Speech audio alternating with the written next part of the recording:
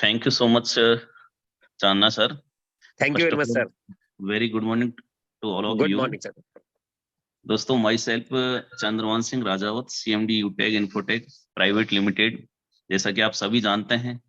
और आज जो ये वेबिनार के अंदर जो पॉइंट मेरे को बताया गया है कि आपको डायरेक्ट सेलिंग जो गाइडलाइन है या लीगलिटी जो है उसके बिहाफ में आपको अपनी बातें रखनी है। तो दोस्तों, जैसा कि आप सभी जानते हैं कि डायरेक्ट सेलिंग बिजनेस ने फर्स्ट ऑफ ऑल जो 1995 में भारत में अपना पहला कदम रखा, और उसके बाद जो लीगल एक्टिविटीज के अकॉर्डिंग अगर बात करें तो 19 सितंबर 2016 को जो एक्ट एक गाइडलाइन बनी, तो उसी के बाद से आज तक एक मतलब आज जो गोल्डन पीरियड चल रहा है डायरेक्ट सेलिंग इंडस्ट्री का, तो उसी को रेगुलेट करने के लिए MCA ने टाइम टू टाइम मतलब गाइडलाइंस के अकॉर्डिंग रेगुलेट करने को इस इंडस्ट्री को अपनी गाइडलाइन रिलीज की। और जैसा कि आप सभी जानते हैं, जो फाइनली लेटेस्ट जो गाइडलाइन है 28 दिसंबर 2021 को जो MCA द्वारा रिलीज की गई है, अप्लाइड की गई है, उसी के अकॉर्डिंग जो 19 सितंबर 2016 को जो पहले अप्लाइड की गई थी, उस गाइडलाइन को 24 जनवरी जो लेटेस्ट ही अभी रनिंग ईयर है 2022 को वो गाइडलाइन विड्रॉ कर ली गई। इट मींस जो यानी कि 28 दिसंबर 2021 को जो गाइडलाइन अप्लाइड की गई, उसी के द्वारा आज डायरेक्ट सेलिंग इंडस्ट्री को रेगुलेट किया जा रहा है। इसका मतलब आज से पहले जो भी गाइडलाइन थी वो सारी विड्रॉ हो चुकी है, और जो लेटेस्ट 28 दिसंबर 2021 को जो गाइडलाइन है उसी के अकॉर्डिंग सारी कंपनियां अभी रन कर रही हैं। अब बात करें आज से पहले जो भी लिस्टेड कंपनियां थी, आज अगर लिस्टिंग की बात करें तो सारी कंपनियां जीरो हैं। किसी भी कंपनी का कोई मतलब MCA के अंदर कोई नंबर रजिस्टर्ड नहीं है। सभी कंपनियों ने अपना सबमिशन मतलब सेंड किया हुआ है, अपना जैसे रजिस्ट्रेशन का जो प्रोसेस होता है तो ऐसे डॉक्यूमेंट सबमिशन किया हुआ है। अब उसी की बात करें तो गाइडलाइन जो 28 दिसंबर को रिलीज की गई थी, उसी के अकॉर्डिंग जो MCA डिपार्टमेंट ने यानी कि जो भी इंडस्ट्री के अंदर कंपनियां हैं उनको 90 डेज का फॉलोअप एक टाइम दिया गया था।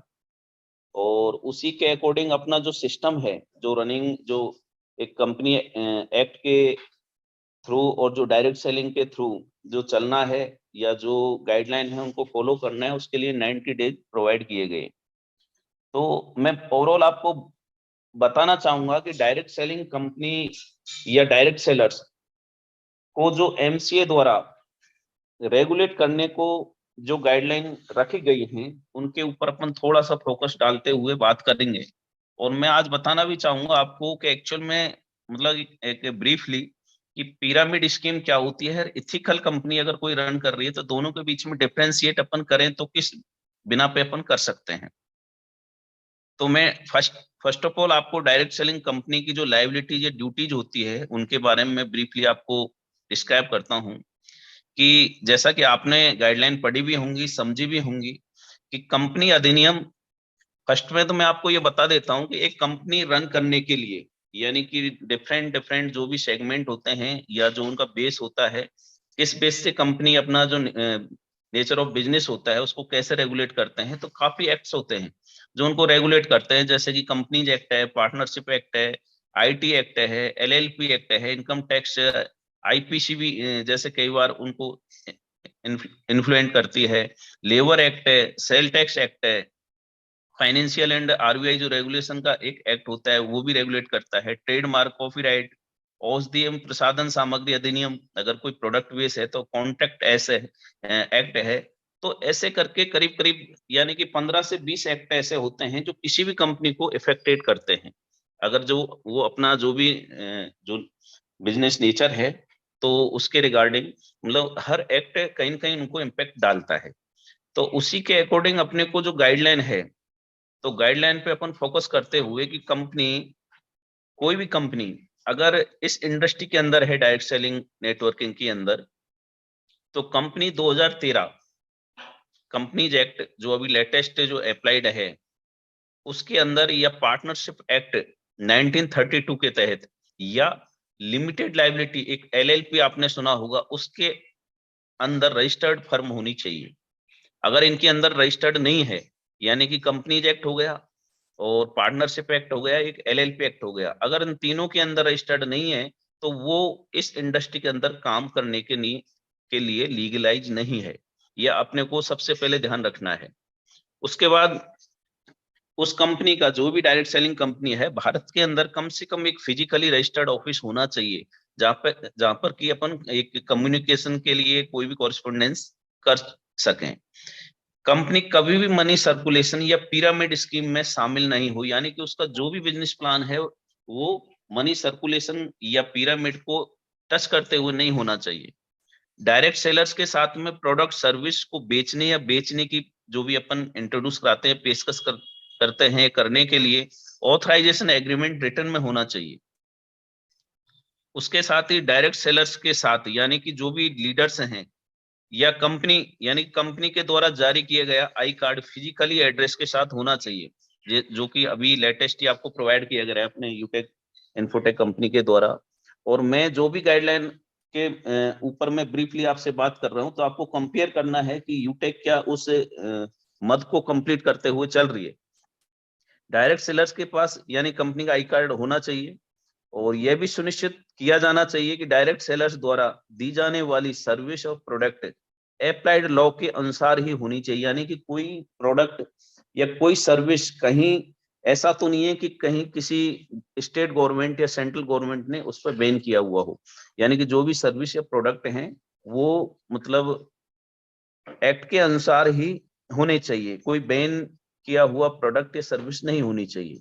कंपनी के डायरेक्ट सेलर्स द्वारा सर्विस प्रोडक्ट के प्रति कंपनी ही उत्तरदायी होगी। अब इट मींस आपको समझना होगा कि जो लीडर्स जो भी प्रोडक्ट इंट्रोड्यूस कराते हैं या सर्व करते हैं, जो लेटेस्ट प्रोस्पेक्ट्स होते हैं उनके सामने, तो उनके प्रति कंपनी फुली रेस्पॉन्सिबल होगी।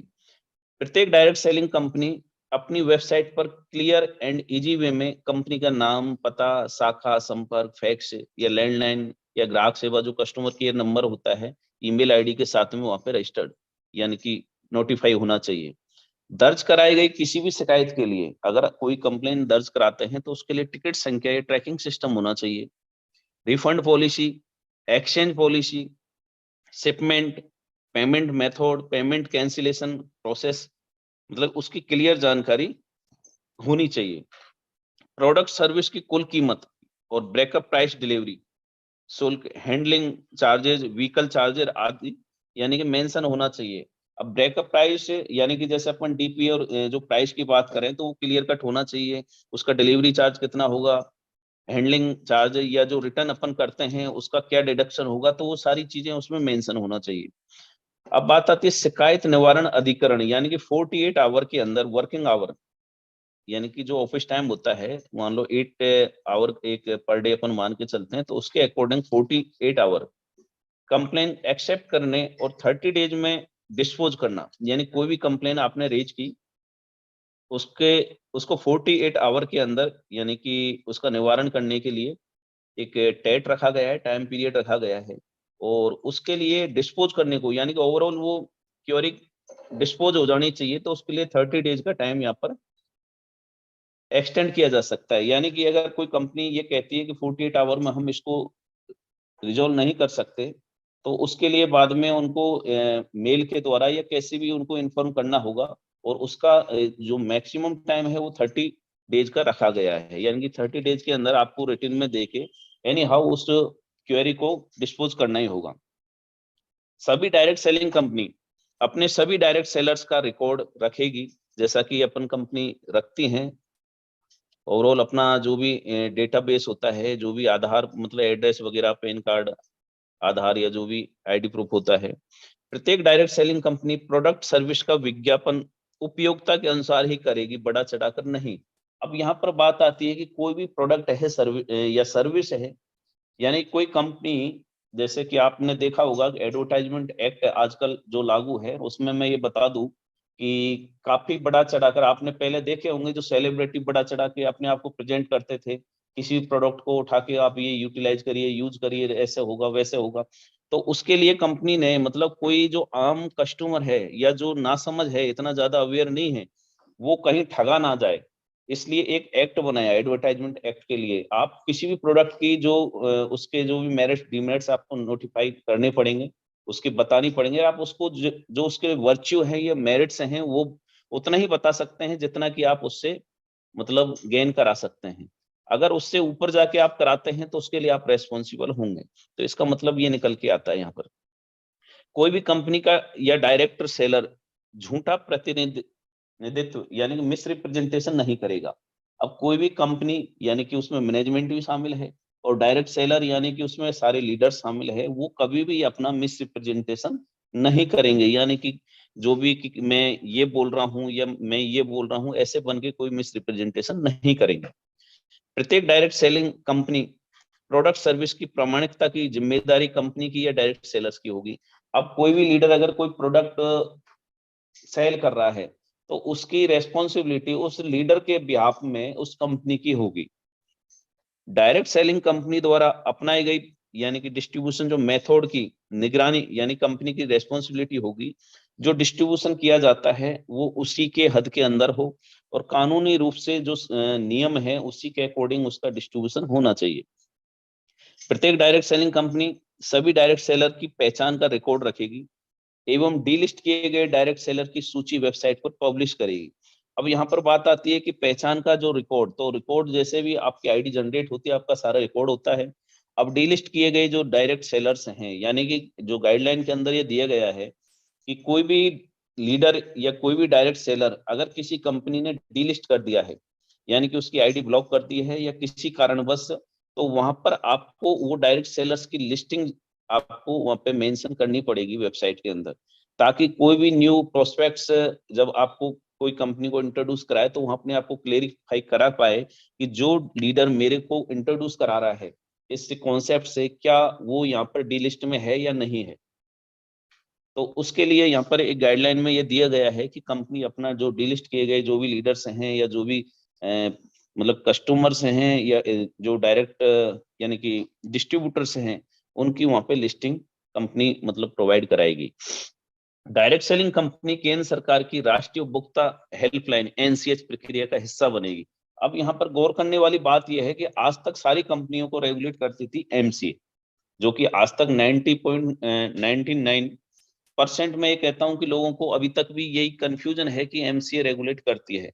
लेकिन आज अगर लेटेस्ट में आपको बताऊं तो एमसीए ने पूरा का पूरा काम हैंड ओवर कर दिया है एनसीएच के लिए, यानी कि नेशनल कंज्यूमर जो हेल्पलाइन है, इस डिपार्टमेंट को सारा कुछ हैंड ओवर कर दिया है। अब वहां पर केवल सबमिशन होता है एमसीए के अंदर, बाकी अपना रजिस्ट्रेशन या जो भी ओवरऑल जो रेगुलेट करती है वो एनसीएच की निगरानी के अंदर जो सारी कंपनियां रह के अपना वर्क रन करेगी। अब जैसे प्रोडक्ट बेस्ड कंपनियां होती हैं तो वो आयुर्वेदिक के सिद्धांत की कानूनी दवाओं और होम्योपैथिक औषधियों सहित या औषधियों की बिक्री के प्रयोजन के लिए एक एक्ट होता है, यानी कि औषधि प्रसाधन सामग्री अधिनियम 1940। उसके तहत यानी कि उसका कंपनी का रजिस्ट्रेशन होना चाहिए, लाइसेंस होना चाहिए। अगर वो लाइसेंस नहीं है तो वो चाहे कोई भी डायरेक्ट सेलिंग कंपनी है उनको सेल आउट नहीं कर सकती। संवेदनशील व्यक्तिगत डाटा से यानी कि एक जो लीडर्स होते हैं या यूजर्स होते हैं या डिस्ट्रीब्यूटर्स होते हैं, उनका कोई भी डेटा, जैसे कि कभी काफी लोग बोलते हैं कि सर मेरा सेकंड लेवल या थर्ड लेवल का आप मेरे को लिस्ट प्रोवाइड करा दीजिए, इनके नंबर दे दीजिए।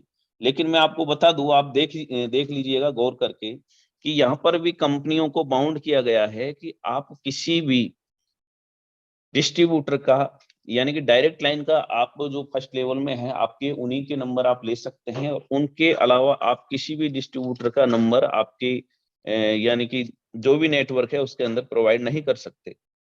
उसके लिए भी सूचना प्रौद्योगिकी अधिनियम यानी कि आईटी एक्ट होता है 2000, उसके 21 की धारा 43 के अंदर इसमें मतलब कंपनियों को बाउंड किया गया है कि आप उनकी सिक्योरिटी जो संबंधित यानी कि सेंसिटिव जो डेटा है उसको आप सिक्योर रख के चलेंगे। समस्त निगमन प्रमाण पत्र, संगम ज्ञापन, अनुच्छेद, स्थायी खाता कर कटौती और संग्रहण खाता संख्या, माल सेवा कर, रजिस्ट्री माल सेवा कर विवरणी। यानी कि कंपनी का जो भी स्टॉक है या जो कंपनी के जो रजिस्ट्रेशन रिलेटेड जो भी डॉक्यूमेंट्स हैं, यानी कि ऑडिट रिपोर्ट वगैरह, यानी कि सारा जो भी कंपनी का लेन देन जो पब्लिक डॉक्यूमेंट्स होता है उनका कंपनी अपने जो भी फिजिकली एड्रेस है वहां पर रखेगी और एक कॉपी उनकी डिजिटली भी, अब वो जैसे भी कोई देखना चाहे तो उनको यानी कि वहां पे वो शो करा सकती है, दिखा सकती है, कोई भी उनको टैली कर सकता है पब्लिक डॉक्यूमेंट्स। और मैं एक बात और बता दूं कि आप कोई भी पब्लिक डॉक्यूमेंट्स है, यानी कि जैसे ऑडिट कंपनी की किसी की भी कंपनी की ऑडिट हो चुकी है तो उसको आप डायरेक्ट साइट पर जाकर भी वहां पर किसी कंपनी का आप ऑडिट रिपोर्ट वगैरह, डायरेक्टर्स रिपोर्ट या सारा कुछ, यानी कि आप वहां पर बैलेंस शीट वगैरह चेक कर सकते हैं। ओवरऑल मैं बात करूं तो व्यापार जो, यानी कि इसमें एक कॉपीराइट एक्ट है, ट्रेडमार्क है, ऐसे काफी कुछ एक्ट हैं। कंपनी रजिस्टर्ड है या नहीं है, ये आईएसओ रजिस्टर्ड है, प्रमाणित है या नहीं है।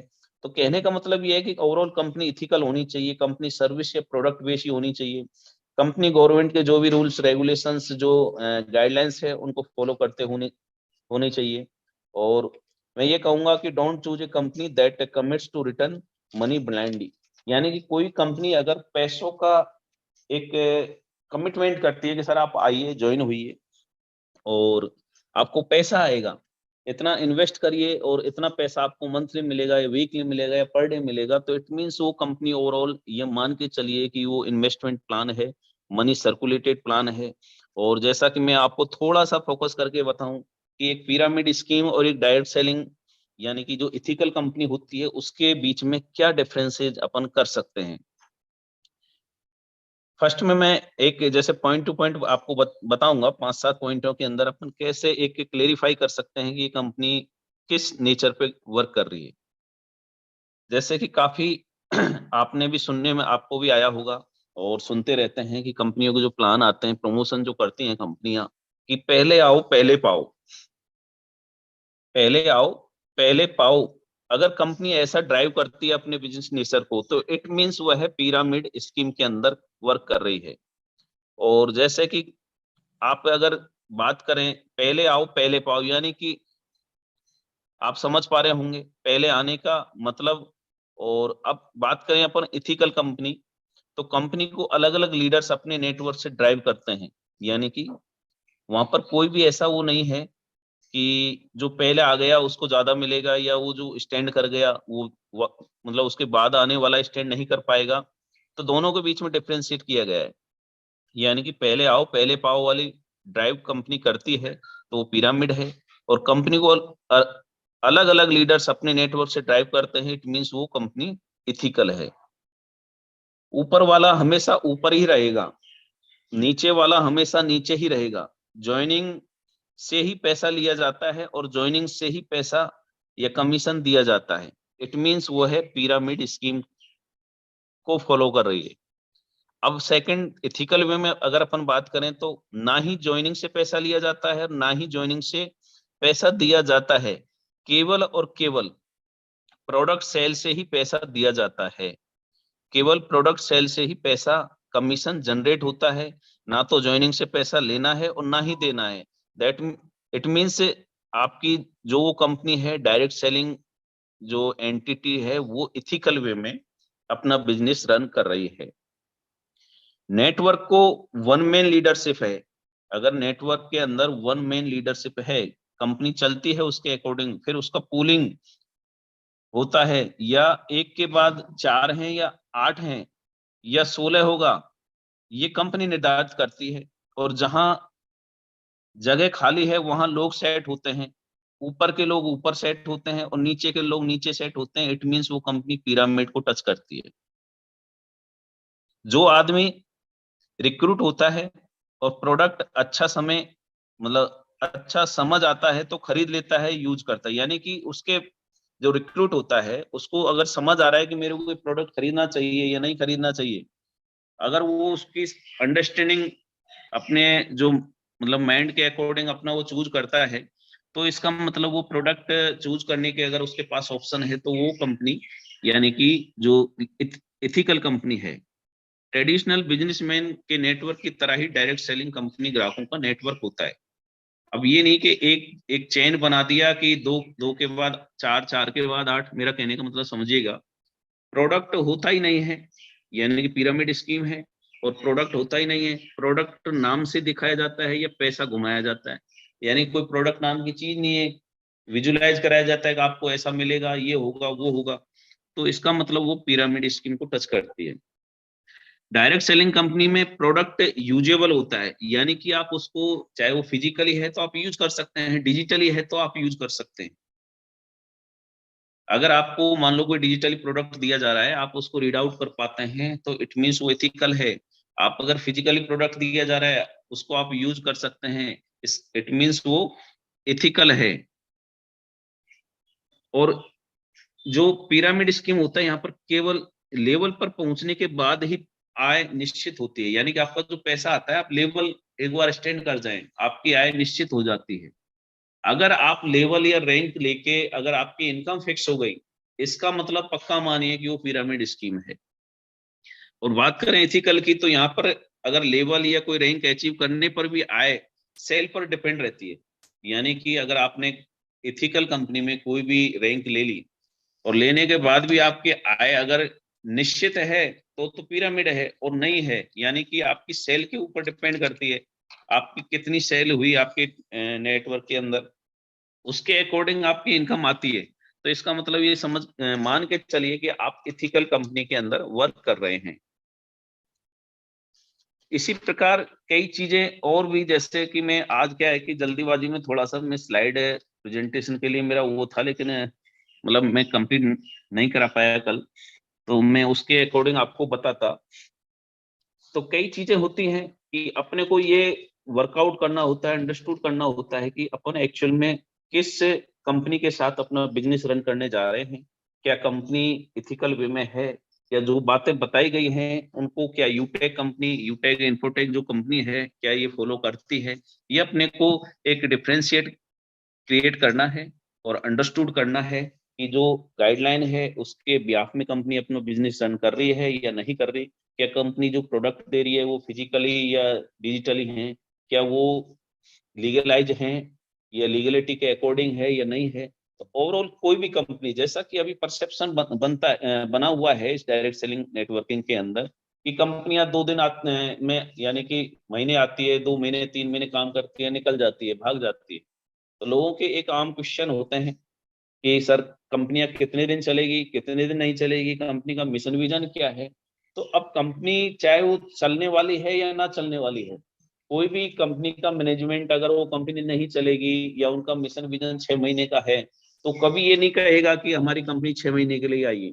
ये ओवरऑल अपने को अपनी अंडरस्टैंडिंग होनी चाहिए, अपने को अंडरस्टूड करना है उस बिजनेस प्लान को देखकर, उस कॉन्सेप्ट को देखकर, उसका मनी क्या जनरेट होता है या रोटेट होता है, क्या कंपनी का जो मतलब जो एक बेस है वो किस बिना पर चल रहा है, यानी कि किस बिहाफ में कंपनी अपना फ्यूचर रन करेगी।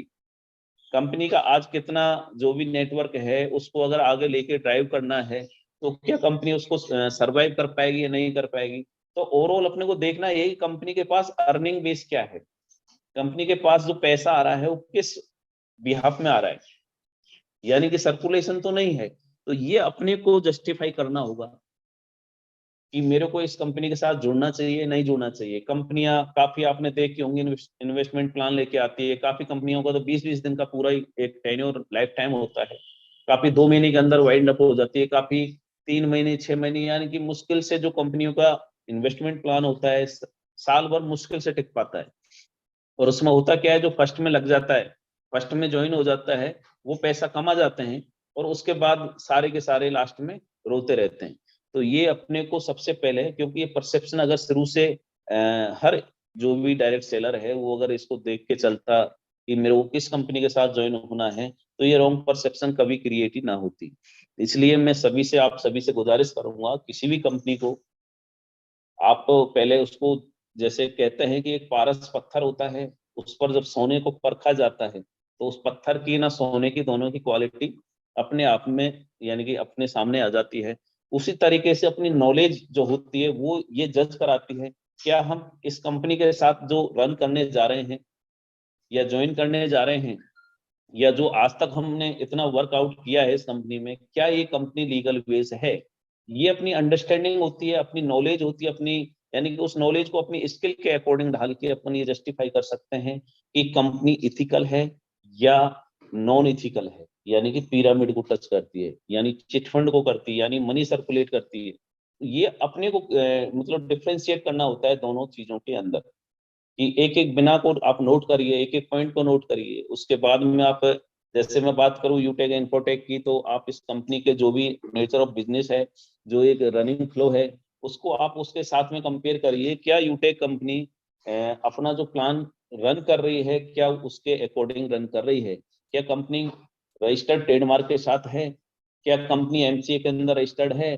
क्या कंपनी का डीआईएन सीआईएन आप वेरीफाई कर सकते हैं? क्या कंपनी आईएसओ सर्टिफाइड है? यानी कि जो भी लीगलिटीज है आपको वेरीफाई करना है। आप साइट पर जाके, एमसीए की साइट है, एमसीए 21, एमसीए यानी गवर्नमेंट की जो साइट होती है, उस पर आप जाके किसी भी कंपनी का आप सीआईएन डाल के, आप डायरेक्टर से डिटेल्स से, आप सीआईएन से, यानी कि एमसीए का जो लेटेस्ट डाटा, मास्टर डाटा होता है, वहां की सारी आप चेकआउट कर सकते हैं। सारे डॉक्यूमेंट्स आप वेरीफाई कर सकते हैं, टिन नंबर, जीएसटी नंबर वगैरह। तो ओवरऑल अपने को ये देखना होता है। और मैं तो ये कहता हूँ कि किसी भी डायरेक्ट सेलर को अगर थोड़ी सी भी समझ है, तो सबसे पहले लीगल वेरीफाई करना चाहिए। उसके बाद अपने को जस्टिफाई कराना चाहिए कि जो एक्चुअल में गाइडलाइन है उसके अकॉर्डिंग कंपनी का बिजनेस प्लान है या नहीं है। और अगर वो मनी जनरेट कैसे हो रहा है, मनी जनरेट हो रहा है सर्विसेज से आ रहा है या प्रोडक्ट से आ रहा है, या मनी सर्कुलेट हो रहा है, दोनों के बीच में आपने डिफरेंशिएट क्रिएट कर लिया, तो इट मीन्स आप ये जस्टिफाई कर सकते हैं कि मेरे को इस कंपनी में काम करना चाहिए या नहीं करना चाहिए। तो समय मेरे हिसाब से काफी हो चुका है, 9 बजे के समथिंग। तो ओवरऑल मैं बस ये बताना चाहूंगा, किसी दिन आऊंगा मैं आपके साथ में वापस, तो इनको एक स्लाइड के ब्याप में मैं प्रेजेंट करना चाहूंगा, ताकि आप स्क्रीनशॉट लेके, या मैं एक बार स्लाइड बना के इसको सर्कुलेट कराऊंगा, कि एक आम लीडर या जिसको मतलब एक नॉर्मल बेस, एक एवरेज अगर नॉलेज है, तो वो भी अपने आप को क्लेरिफाई कर पाए कि मैं जिस कंपनी के साथ चल रहा हूँ या मेरा बिजनेस रन कर रहा हूँ, क्या वो इथिकल कंपनी है या नहीं है। तो दोस्तों गुरुदेव मैं बस 5 मिनट इन्हीं, व्हाट्सअप, गुरुदेव हेलो, 5 मिनट मेरा मेरा व्हाट्सअप देख करके एक बार फिर वेलकम बैक है गुरुदेव आपका। एक बार व्हाट्सअप चेक कर लीजिए, 5 मिनट और दीजिएगा please. Hello, ji Gurudev. Yes, मेरी आवाज आ रही है सर? हाँ आ रही है, ये बोल रहा हूँ मेरा व्हाट्सअप चेक कर लीजिए गुरुदेव, 2 मिनट और दे दीजिए। Yes sir, yes yes sir.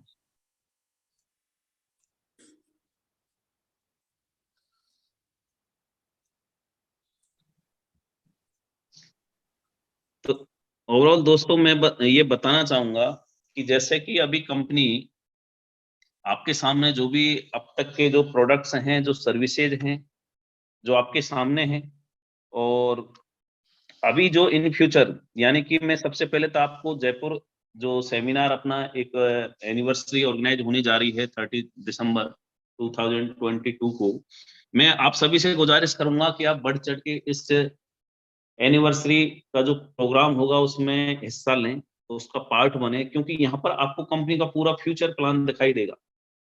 आगामी टाइम में कंपनी अपना क्या क्या प्रोडक्ट या क्या क्या सर्विस लेके आएगी, और किस लीडर का क्या फ्यूचर होगा, वो आपको एक स्ट्रेटेजिकल, हम टाइम के according 6 month, 1 year, 2 year, 5 year, यानी कि आपको अपना जो भी अपना फ्यूचर है वहां पर दिखाई देगा कि हम यहाँ से क्या गेन कर सकते हैं। और जो भी अपनी स्ट्रेटजी है उसके अकॉर्डिंग अपन अभी तक कंपनी का जो ग्रोइंग एक ग्राफ है, हम मतलब अपने आप को बहुत प्राउडली फील करते हैं कि आप जैसे लीडर्स के साथ में आपका जो ट्रस्ट जो आपने दिखाया है, जो एक एफिनिटी क्रिएट की है, उसके अकॉर्डिंग अपन वो स्ट्रेटेजिकल जो अपना एक ग्राफ था उसके अकॉर्डिंग अपन रन कर पा रहे हैं।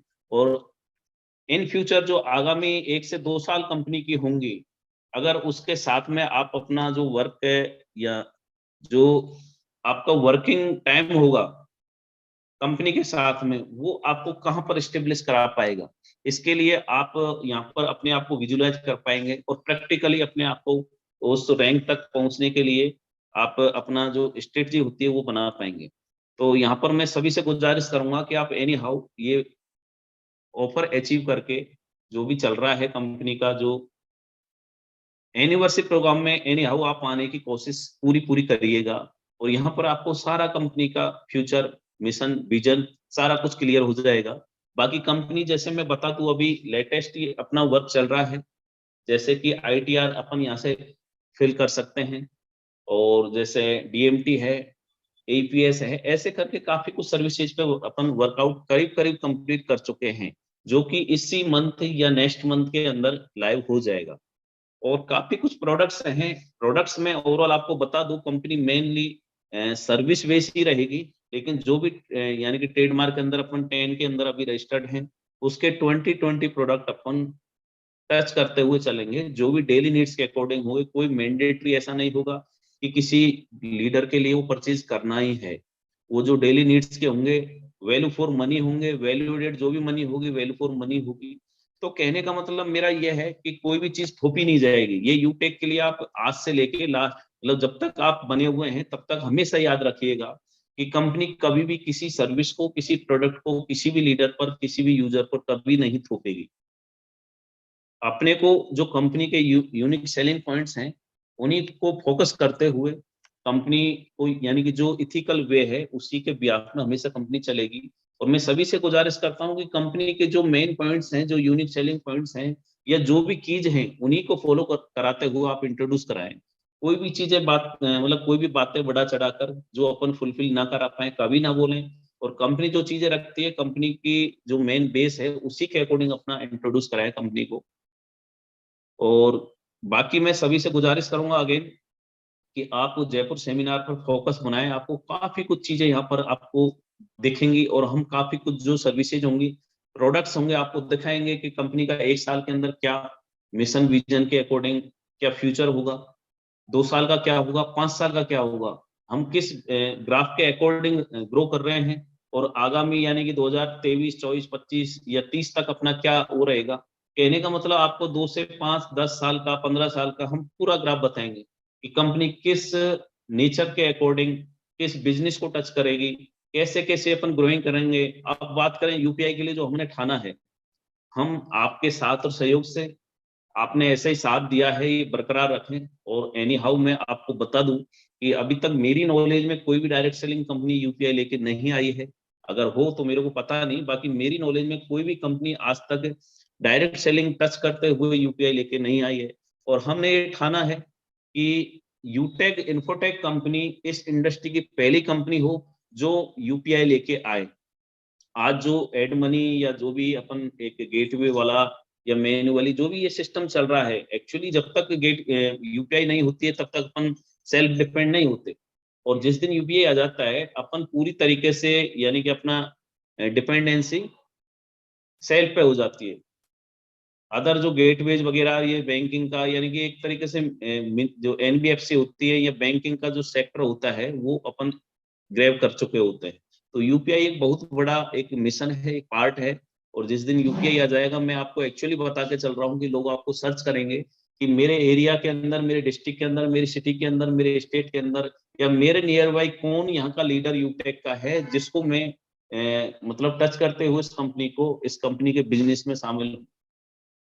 तो दोस्तों, बस आपको जो ये साथ है, जो प्यार है, ये बरकरार रखिए। और मैं आपको एश्योर कर सकता हूं कि कंपनी हमेशा एथिकल वे में चलेगी। कंपनी का जो मिशन विजन है, कंपनी इस मार्केट से डिफरेंट अपना जो एक वैल्यू है, जो अपनी ब्रांडनेस है, उसको स्टेब्लिश करना चाहती है, और करीब करीब कर चुकी है। कि आज अपनी पहचान का मोहताज नहीं है बताने के लिए। और जो यूटेक की पहचान होगी कि इस इंडस्ट्री के अंदर लोग एक एग्जाम्पल सेट करेंगे कि यार एक्चुअल में कंपनी एक सर्विस बेस्ड होते हुए भी इस इंडस्ट्री के अंदर रन करी जा सकती है, और UPI भी लाई जा सकती है। तो आपका साथ, आपका प्यार ऐसे ही बना के रखिए, और इस इंडस्ट्री के अंदर अपने आप को ऐसे एस्टेब्लिश करेंगे कि आपको आपकी कंपनी के साथ आपकी पहचान दिखेगी। एक्चुअल में हमने जो डिसीजन लिया वो बहुत ही मतलब सुनहरा पल था। वो जो टाइम पीरियड था उसके अंदर हमारा जो डिसीजन रहा, द बेस्ट डिसीजन रहा था। तो आप उस चीज को फील करेंगे। तो और जो चीजें आती हैं कई बार, जैसे एड मनी वगैरह इसका चलता रहता है, तो ये सर्विस बेस्ड जो प्लेटफॉर्म होते हैं, आपने देखा भी होगा, आपने किए भी होंगे ये चीजें। और अभी जो हम लेके चल रहे हैं, जो बेस बना के चल रहे हैं, आप यानी कि कभी भी इन चीजों को, ये जो स्ट्रगल्स जो अपन कर रहे हैं पिछले 15-20 दिन से, ये चीजें कभी अपने को वापस फेस न करनी पड़े, इसके लिए हम ओवरऑल वर्क कर चुके हैं करीब करीब। और कभी ये फेस करना भी ना पड़ेगी ये चीजें, तो उसके लिए अपन अपना बेस बना चुके हैं। तो ये चीजों से अपने को यानी कि निकलना होता है। कभी ऐसे नहीं कि 2 दिन कोई चीज स्टक हो गई और अपन उससे घबरा जाए, क्योंकि जिंदगी संघर्ष का नाम है, संघर्ष ही जिंदगी का नाम है। तो कहते हैं कि जिंदगी कितनी भी संघर्षों के बीच में जूझ रही हो, और फिर भी हमारा हौसला, हमारा जज्बा, हमारा जोश उन संघर्षों से लड़ने में बरकरार रखना ही होगा। कहते हैं कि ख्वाब भले ही टूटते रहे, हौसले फिर भी जिंदा हो, और हौसला अपना ऐसा रखो कि मुश्किलें भी शर्मिंदा हो। वैसे भी दोस्तों, जिंदगी को सफल बनाने के लिए बातों से नहीं, हमेशा रातों से लड़ना पड़ता है। और जो बंदा या जो लीडर रातों से लड़ता है, जो स्ट्रगल करता है, और वो उस अचीवमेंट को पाता है जिसको वो विजुलाइज करता है। यानी कि प्रैक्टिकली जब तक अपन विजुलाइज करेंगे, प्रैक्टिकली नहीं होंगे, तब तक वो जो भी विजुलाइज किया है उसको अपन गेन नहीं कर सकते। और ये भी कहा जाता है कि दोस्तों, कहते हैं कि बेहतरीन दिनों के लिए हमें बुरे दिनों से लड़ना ही होगा। यानी कि अगर अपन बेहतरीन दिनों को प्राप्त करना चाहते हैं, तो जो बुरे दिन हैं उनसे अपने को पार पाके जाना ही होगा। सो ओवरऑल दोस्तों, ये हमेशा ध्यान रखना चाहिए कि मैदान से हारा हुआ इंसान तो फिर भी जीत सकता है। मैदान से हारा हुआ इंसान तो फिर भी जीत सकता है, लेकिन अगर आप मन से हार गए, यानी कि मन से हारा हुआ इंसान कभी लाइफ में नहीं जीत सकता। तो अपने को मन से नहीं हारना है। हार जीत या ये स्ट्रगल चलते रहते हैं लाइफ के अंदर। बस अपना हौसला जिंदा रखिए, और जो ठाना है उसको ठानने तक अपना जो जज्बा है, जो डिजायर एक ये है, उसको पाने के लिए अपने को एनी हाउ उस माइलेज के साथ, उस वेलोसिटी के साथ में उस टारगेट तक चलना होगा। So thank you so much दोस्तों, आपने मेरे को एक बुला के आपसे सभी से इस वेबिनार के अंदर रूबरू कराया। और कंपनी का जो लीगल है, या जो एक